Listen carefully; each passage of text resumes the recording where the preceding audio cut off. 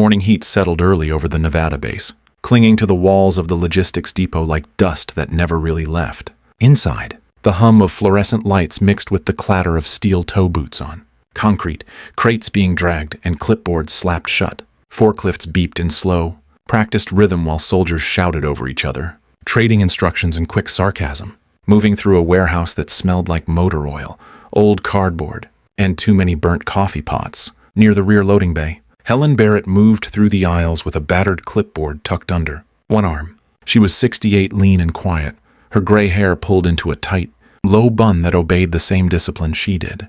Her uniform marked civilian contractor was regulation tan, pressed with care, and spotless in a way that stood out only if someone paid close attention. Most of them didn't. Helen passed by soldiers who barely noticed her, stepping aside when needed but never speaking unless prompted. She checked serial numbers and shipping manifests with a pen that had her initials carved near the clip. She didn't hesitate. Her eyes moved quickly from container to paper to the next destination. A rhythm not of speed but of certainty. To a new recruit, she probably looked like someone's grandmother filling in where a clerk had quit. But the older NCOs kept a respectful distance. They didn't joke around her. They didn't get in her way. They just let her move. Not out of fear, not exactly. Out of something else. Maybe they didn't even know what. A pair of privates argued near the crate lift, raising voices over a mislabeled box of MREs. One of them turned and asked loudly where the hazmat gloves had been packed, not addressing anyone in particular. Helen didn't stop walking. She simply pointed once, without turning, toward a low shelf 3 bays over and said, "Behind the fuel line tubing. Bottom bin." The private blinked. She was already gone by the time he looked. The depot was organized chaos. Rows of shipping containers, shelved repair kits, sealed cases of thermal paste, and tightly stacked pallets of spare tires lined every wall. On the far end sat a compressed row of decommissioned field radios waiting to be stripped. Helen checked each with the same deliberate attention she gave to the new gear. She paused once to retape a label someone had rushed, smoothing the edge of the tag before continuing without a word. She didn't speak much, but when she did, it was exact, not clipped, not annoyed, just precise. Most of the others didn't notice, but there were always a few who paused just long enough to realize they'd missed something. Helen didn't correct people unless the error would cost them time or safety, and even then, she never said "I told you so." At 0817, she moved toward the freight log terminal near the back wall. A younger specialist sat at the console, scrolling through outbound shipment records with one foot resting on the desk. Helen tapped the screen once but said, "That's the wrong outbound window. You're in April." He adjusted it, confused, then nodded, embarrassed. She was already flipping to the next page of her clipboard. No one asked her where she had trained. No one really cared. Most just assumed she had always been here. Some said she used to be a mechanic. Others thought she had maybe served in admin. The truth was no one had the full story, and Helen never volunteered it. She showed up early, stayed late, and never left a crate unchecked. The heat outside pushed through the loading dock like breath through a cracked seal. Helen walked past 2 newly arrived pallets of aviation coolant, scanned the barcodes, and matched them to the requisition sheet without pausing. She marked a note in the margin about a possible discrepancy in the volume. Notation: the logistics chain wouldn't fail on her watch. It hadn't before. It wouldn't now. By 0838, she had moved through 6 aisles and corrected 2 filing errors, relogged an entire maintenance order, and flagged a mislabeled coolant drum that could have grounded a CH-47 flight. Crew if deployed by mistake. She did it all quietly, with no more than a pen and a clipboard, boots that made almost no sound, and a face that barely changed. She wasn't invisible. She was constant, the kind of presence that didn't interrupt the flow but kept it from falling apart. And if you paid attention, really paid attention, you'd start to notice that the depot ran smoother when she was there. Soldiers moved just a little more carefully. Mistakes got caught faster. The hum of the base settled into something steadier, like it trusted her to keep the rhythm. Helen didn't expect recognition. She didn't need it. She had work to do. And in the quiet of the depot, that was enough. At 0842, Helen moved through Bay 3 with her usual quiet steps. She was logging incoming toolkits when Private Lewis and his buddy, Simmons, came around the corner hauling a crate of brake assemblies. Lewis nudged the younger soldier with his elbow, not bothering to lower his voice.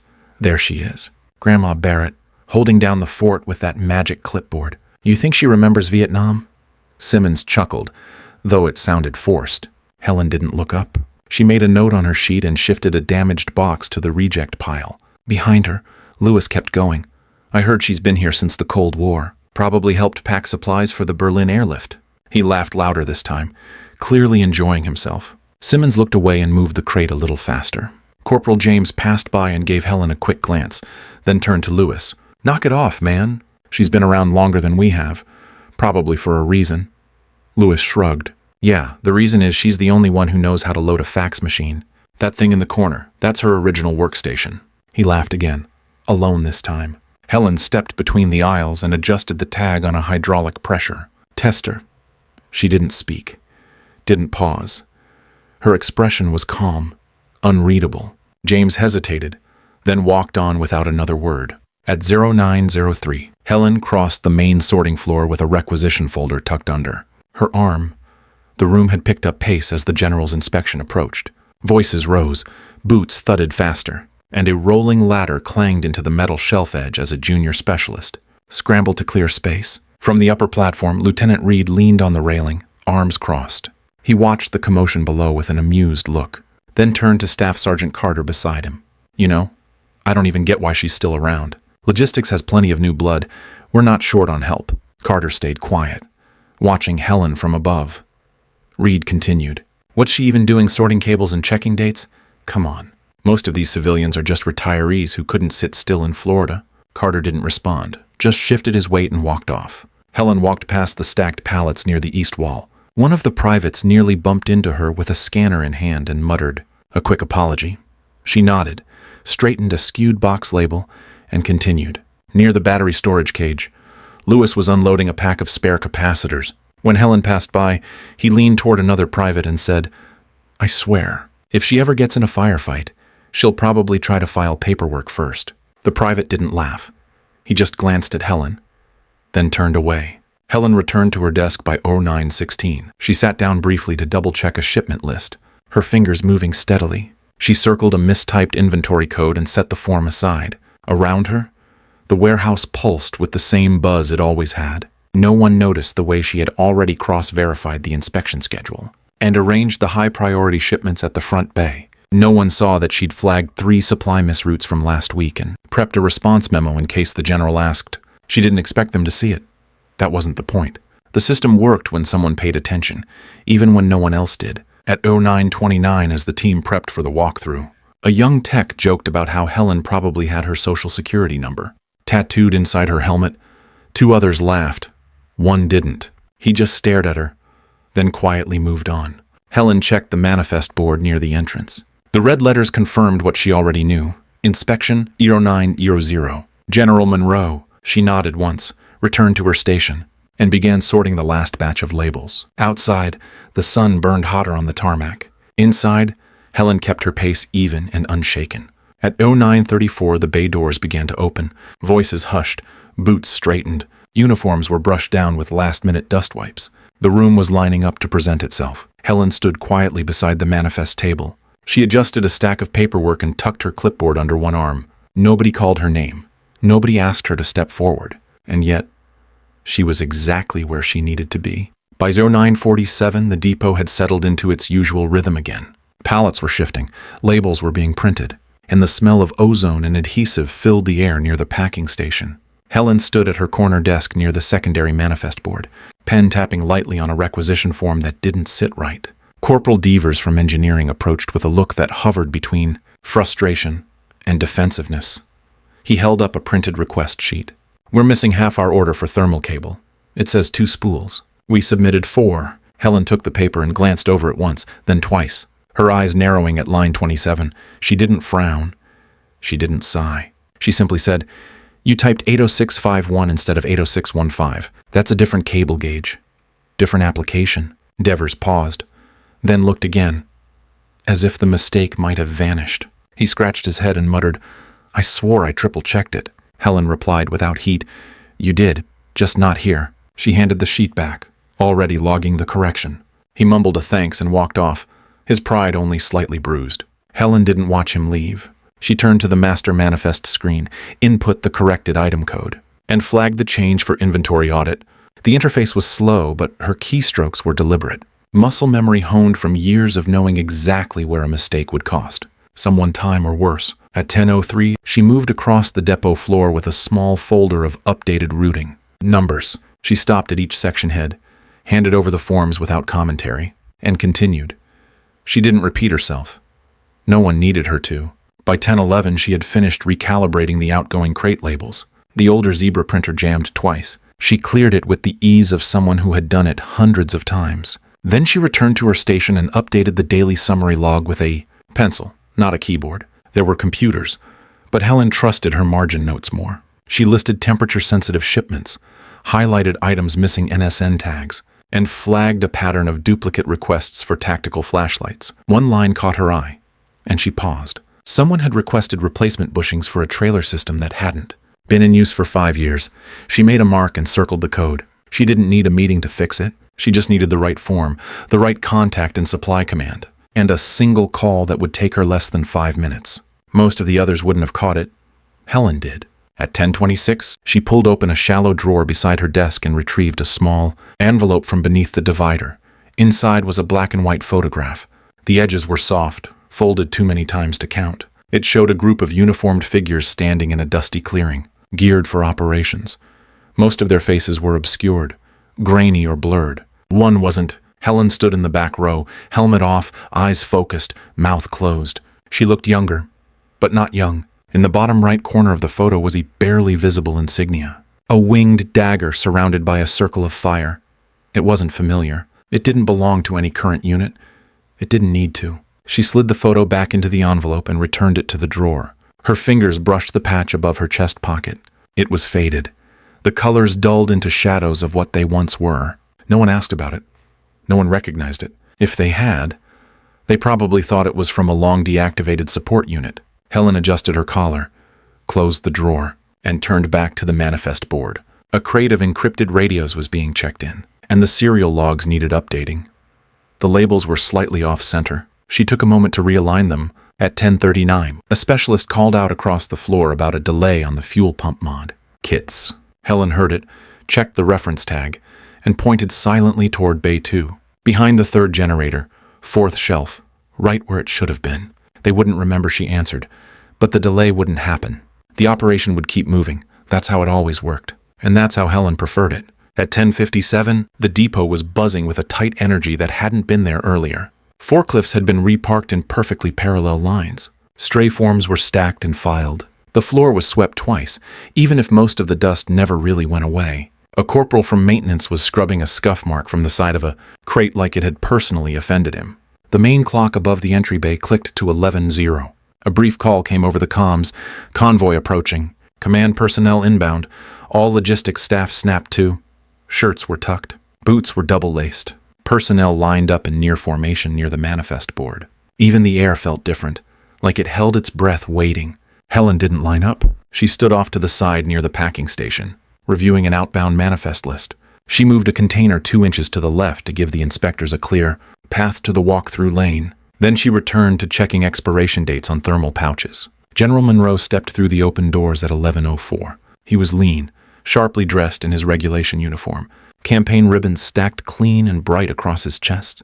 2 captains flanked him. A junior aide followed, tablet in hand, ready to record. The entire room seemed to straighten. Sergeant Keller barked out a crisp call. Attention boots snapped together. Monroe didn't stop walking. He offered a sharp nod and moved directly toward the primary inventory station. Lieutenant Reed stepped forward just ahead of the general, posture squared, eyes alert for any moment to impress. He gave a rehearsed update on shipment volumes and inspection compliance. When Monroe paused to glance over a stack of motor oil drums, Reed leaned slightly closer. "We've tightened operations here significantly, sir. Leaned down redundant cycles. Helen Barrett." He nodded subtly toward the far side of the room. "Is our legacy. Contract hire. Civilian now. Mostly does form checking. Probably could be retired already, but she's comfortable here. Quiet." Monroe gave a non-committal grunt and moved on, clipboard in hand. He didn't even glance toward Helen, who was crouched at that moment to adjust a tilted crate tag. The room was quiet aside from the occasional note being tapped into the aide's tablet. At 11:12, Monroe walked past the west aisle where the new avionics packs were stored. He asked about the lock sequencing procedure, and the response came crisply from Sergeant Keller. Reed offered an additional clarification, smiling thinly as if competing. Monroe's pace was even, his eyes sharp. He wasn't wasting time, but he wasn't rushing either. He had the measured calm of someone used to control. Meanwhile, Helen flagged a box near the rear loading dock. The unit number had been stenciled wrong, off by 2 digits. She made a note on the clipboard and peeled off a new label from her belt. Pouch. Private Martin passed her with a load of packaged batteries and muttered, under his breath. She caught the trailing edge of it, something about relics and paperwork ghosts. She didn't react, just pressed the new label on straight, double-checked the corner flap, and walked the crate over to the outbound section. At 11:18, the general approached the medical storage rack. He tapped the side of a bin and asked what items were due for expiration this quarter. The nearby staff member fumbled slightly, then began scrolling through a list. Monroe waited only 5 seconds before moving on. Lieutenant Reed caught up beside him again. Most of the team's solid. We've got some older hands, like Ms. Barrett, but we've adapted. Kept the pace high. Nothing's fallen behind schedule. Monroe gave a short nod. His gaze shifted toward the far side of the room again. Helen was sorting a batch of radio casings. Her hands moved steadily, glancing at serial numbers with a practiced eye. She didn't look up. The general didn't stop. Not yet. But he paused just half a second longer than necessary, then continued on, clipboard tucked under his arm, the faintest crease appearing between his eyebrows. By 11:25, the depot inspection was halfway complete. The staff remained on alert, adjusting posture every time Monroe looked in their direction. Helen stayed to the side, never intruding, never faltering. She wasn't hiding. She just wasn't being looked for. Not yet. At 11:28, General Monroe turned the corner near the southeast storage racks. The light from the high windows cut across the room at a sharp angle, illuminating dust in golden streaks. For a moment, everything seemed normal. Helen was standing quietly near a row of mid-sized containers, clipboard resting against her hip, eyes scanning the manifest taped to one of the crates. Then the sunlight caught her uniform just right. Not the name tape or the contractor badge, the patch. It was stitched above her heart, worn and faded. A dagger in profile, wings folded tight, encircled by a ring of fire barely visible now. The colors were dulled into browns and charcoal grays, almost blending into the fabric. Almost. Monroe's step faltered. One foot landed, the other hovered just above the concrete, his eyes fixed on the patch like it had called out to him. For a few seconds, nothing moved. The captain beside him noticed the pause but said nothing. The aide stopped typing. Monroe's face didn't show surprise. Not at first, but his posture shifted. His shoulders squared and he took one quiet step forward. His gaze never left the patch. Helen didn't turn immediately. She finished writing something on the clipboard, the motion smooth, as if the rest of the room hadn't noticed the sudden stillness settling in. Monroe spoke, "Excuse me." His voice was lower now. Not official, not commanding, controlled, but edged with something else. Helen turned her head slowly, one hand still resting on the top sheet of her clipboard. She looked at him calmly. Monroe didn't blink. He lifted his clipboard slightly and pointed with the corner. That patch. Left chest. Helen glanced down at it like she was seeing it for the first time that morning. Her hand touched it lightly, fingers brushing over the thread as if checking that it was still there. Monroe stepped forward again. Slower now. His eyes narrowed. That's not in the current unit registry. Helen didn't break eye contact. It wouldn't be. The aide started to say something, but the captain beside him raised a hand and gave a tiny shake of the head. Monroe's voice dropped even lower. Operation Firethroat. That was the patch, wasn't it? Helen nodded once, and just like that, the room held its breath. No one else knew what the words meant. Not the young privates or the junior NCOs, but the general did. And the way his voice had changed made it clear that whatever it was, it mattered deeply. General Monroe took another step toward her, slower now, as if crossing into something sacred. His gaze remained fixed on the patch above Helen's heart. His voice, when it came again, wasn't a question. Task Force Valor. You were there? Helen nodded once. Nothing dramatic. Just confirmation. Quiet and complete. Monroe exhaled. I was in support at Kunar Ridge. Your team covered our fallback. We thought every one of you was lost. He shook his head slightly, the memory rising through his posture. All I remember is a voice on comms. No call sign, no names, just orders that saved half a battalion. Helen didn't speak. She didn't need to. The expression on Monroe's face had already shifted. It was no longer evaluation. It was recognition. The room hadn't caught up yet. A few soldiers nearby looked puzzled. Others stared, watching something they didn't understand unfold in front of them. Monroe stood straighter, heels aligning. He raised his right hand in a slow, practiced motion and brought it to his brow. He saluted. The movement was clean, not casual, not for show. A full, regulated salute meant for a superior, a mark of honor. Silence filled the room. Someone dropped a pen. No one picked it up. Private Lewis, still half laughing from earlier, froze mid-shift behind a pallet of cold packs. His mouth stayed open, but the words didn't come. Monroe held the salute. Helen looked at him.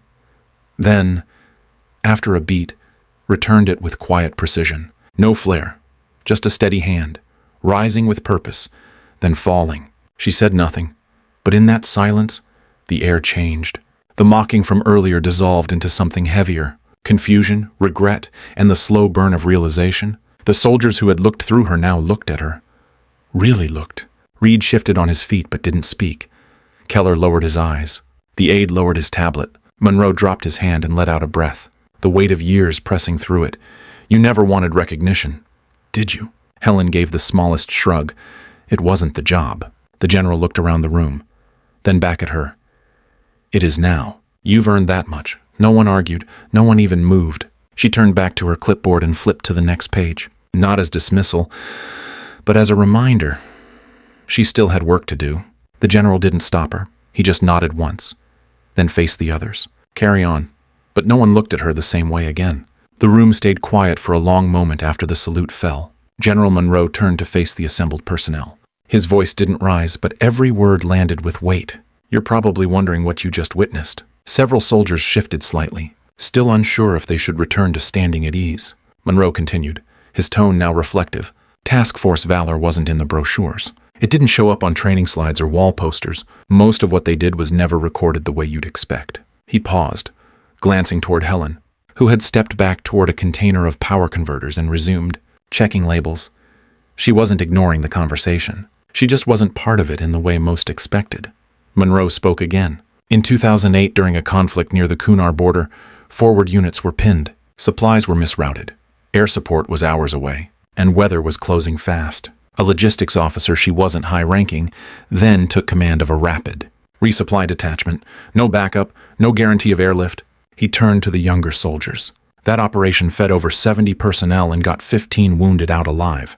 They never knew her name, but they called her the one who didn't flinch. Someone near the back whispered. Helen didn't look up. In 2011, Monroe continued. During an ambush outside Lashkar Gah, a two-man recon team was stranded. Ground support couldn't reach them. One person went in with an unarmed logistics crawler, pulled them both out, and drove 42 miles through hostile terrain. He let the silence settle. That person was standing in this room. Several soldiers now stared openly. The private who had laughed earlier was now glancing sideways, as if unsure what to do with his hands. Monroe took a slow breath. She volunteered for re-entry twice after that, not because it was required, because there was no one else with the clearance, the map memory, and the nerve to go alone. Helen moved to a secondary shelf and scanned a barcode. She made a note on her clipboard. One foot slightly shifted to support the old knee that had never fully healed. Monroe watched her for a second, then turned back. Most of you think logistics is about forms and crates, and most days, it is. But sometimes it's about knowing how to keep people alive when everything else falls apart. That patch she wears, you don't request it. You're given it by those who survived because you made sure their food, their ammo, and their medkits were exactly where they had to be. Private Hernandez took a small step forward, then stopped himself. No one else moved. Monroe's voice softened. I didn't know she was here. Not until today. But I remember her call sign, Phoenix 9. That voice came over the net when we were blacked out and losing ground. I didn't even know she made it back. But I remembered what it felt like to hear her say the evac route was clear. Helen finally spoke, eyes still on her clipboard. That evac wasn't clean. We lost 3 on the South Ridge. Monroe nodded slowly. Still saved 23. She didn't respond. At 11:42, the general lowered his voice. You all work with her, and you didn't know. That says something about her, but it also says something about the weight she's carried for all of us. The aide finally stopped typing. A few younger soldiers looked at Helen as if seeing her for the first time. Not just an older woman with a clipboard, but something else. Something earned. Helen set the clipboard down for a moment and adjusted the edge of a frayed tag on a storage bin. She wasn't trying to draw attention, but she didn't shy away from it either. The general finished quietly. You think the war starts with boots on the ground? But it starts long before that. with someone like her making sure those boots show up where they're supposed to. And when they do, they're laced tight, fueled up, and ready to move. No one applauded. No one spoke. But the silence felt different now. Not just quiet, respectful. And Helen, she picked up her clipboard and moved on to the next crate. Because that's what she always did. By 1308, the depot had settled into a quieter rhythm. The tension from the inspection had lifted, replaced by a kind of stillness that wasn't quite peace, but wasn't chaos either. Helen was seated at her workstation, sorting through maintenance slips, when Private Hernandez approached with a folded requisition form in his hand. He cleared his throat. I submitted this for the hydraulic filter replacements, but I wasn't sure about the usage tier. Helen glanced at the paper, then motioned toward the stool beside her desk. Sit. Hernandez sat, still stiff from whatever was left of his embarrassment that morning. Helen tapped the upper right corner of the form. This number here, that's your equipment cycle rate. If it runs above 300 hours per deployment window, and it's headed to sand-heavy terrain, you bump your tier from 2 to 3. He blinked. I thought tier was just about frequency. Helen shook her head. It's about mission fit, frequency, failure probability, and replacement access. You run a tier 2 part in a tier 3 condition, and you're gambling with lead time you don't have. She circled a line with her pen. You want redundancy? Mission doesn't wait for spares. From a few feet away, another young soldier drifted closer. Specialist Turner held a bundle of manifest printouts, pretending to read them but clearly listening. Helen glanced at her, then slid the form across the desk. See this NSN 4330-0115022234. What's it tell you? Turner answered cautiously. Filters for the Bradley IFV hydraulic cooling system. But I don't know the application cycle. Helen nodded. Deployment planned for North Africa, 2-week movement cycles, high fine dust exposure, medium armor activity. You don't just order what's listed. You ask what it's for. Turner shifted slightly. I've never seen that taught in training. Helen gave a small shrug. That's because they train you for movement, not for what breaks. She turned back to Hernandez. Write this down. Sand equals heat. Heat equals stress. Stress equals failure. You don't order filters. You order time. At 1324, 2 more soldiers stood by the end of her station, saying nothing. One held a dry erase marker and a blank inventory sheet. Helen didn't send them away. She pointed to the nearby shelf. Go pull 3 different cable spools. Read me their codes. They moved quickly. When they returned, she showed them how to identify the internal gauge rating by the 6th digit, and why mistaking a 615 for a 651 could mean frying a drone battery on contact. At 1337, Corporal James joined them, arms crossed. He didn't say anything at first, just watched. Helen handed him a manifest and said, You ever load for a rapid evac? He nodded. Twice. She pointed to the crate label. You'd stack these where he hesitated, then said, Near the ramp. Helen replied, Good, but flip the top layer. These radio units are front-loaded. You'll want quick access from both sides. James studied her. He nodded slowly. Copy that. No one called it a class. There was no whiteboard. Just crates, forms, and the quiet voice of someone who'd spent her life knowing what happened when things didn't show up on time. By the time the clock hit 1351, the young soldiers weren't just listening. They were writing, asking questions, and for the first time, looking at Helen. Not like she'd been here too long, but like she was the one, keeping the whole thing from falling apart. At 1643, most of the depot had emptied out for the day. The light through the windows had softened into amber, shadows stretching across the concrete floor. Helen was at her desk, finishing a final round of form checks, when she heard footsteps approach from the side bay. Private Hernandez stood there holding a small cloth bundle in both hands. His posture was straighter than usual, but his eyes weren't entirely steady. He waited until she looked up before speaking. I was going through some of my grandfather's gear this week. He passed a while back.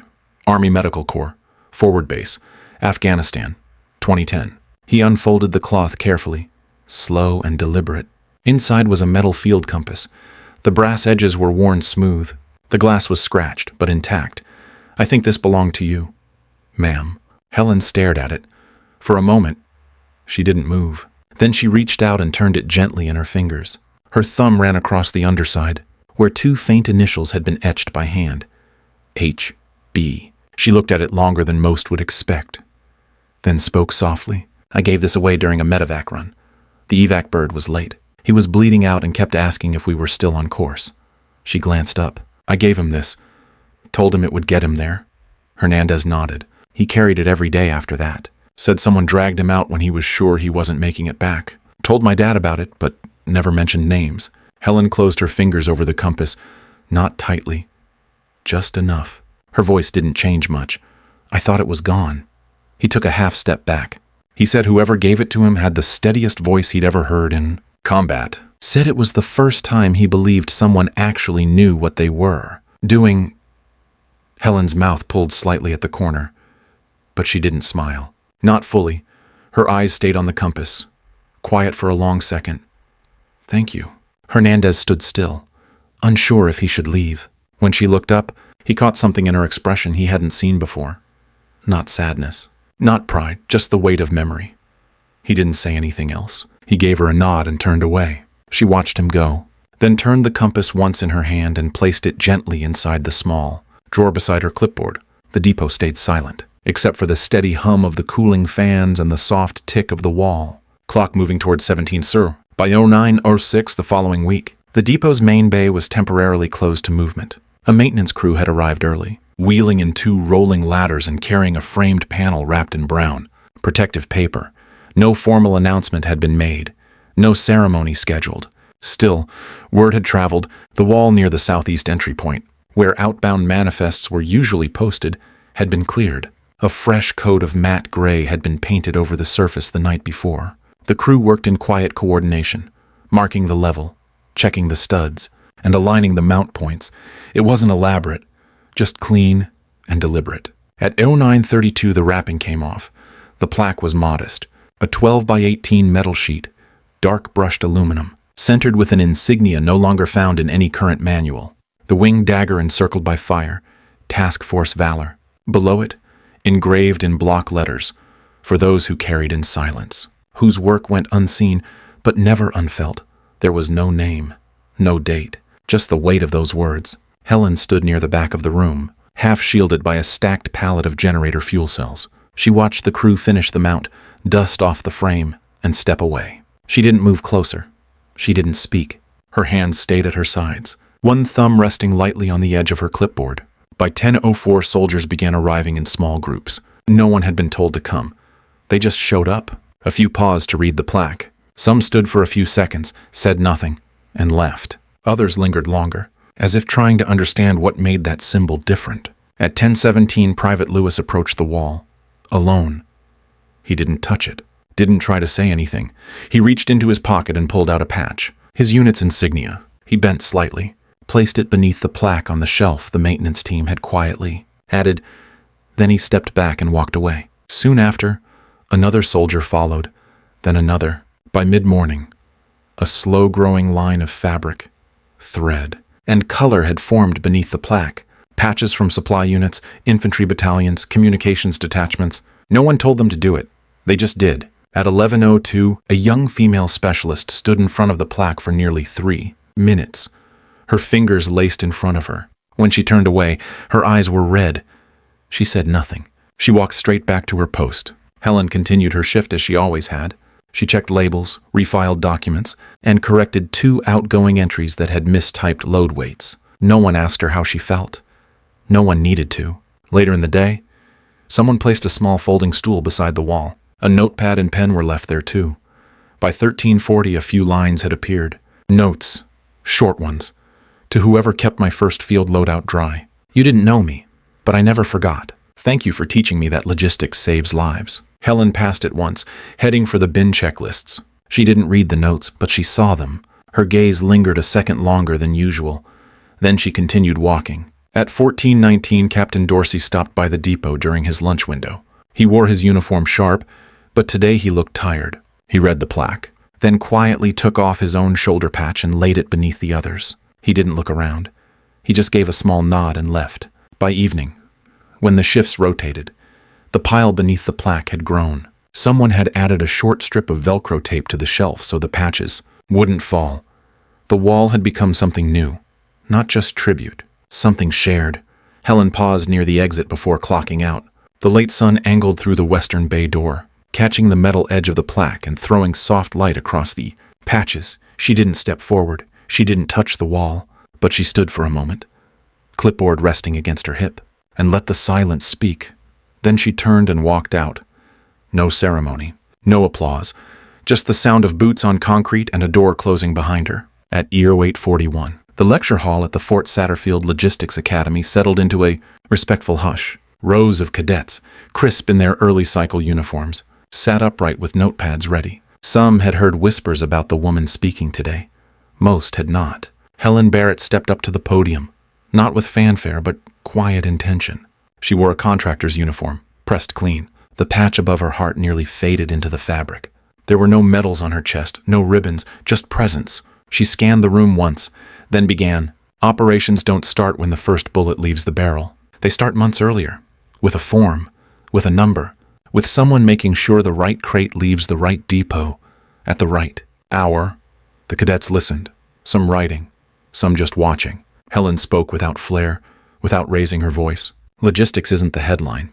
It's the margin note. But when the margin fails, the mission fails. She told them about dry spools on drop nights, about batteries shipped with mismatched chargers, about the time a missed digit rerouted trauma kits 400 miles in the wrong direction.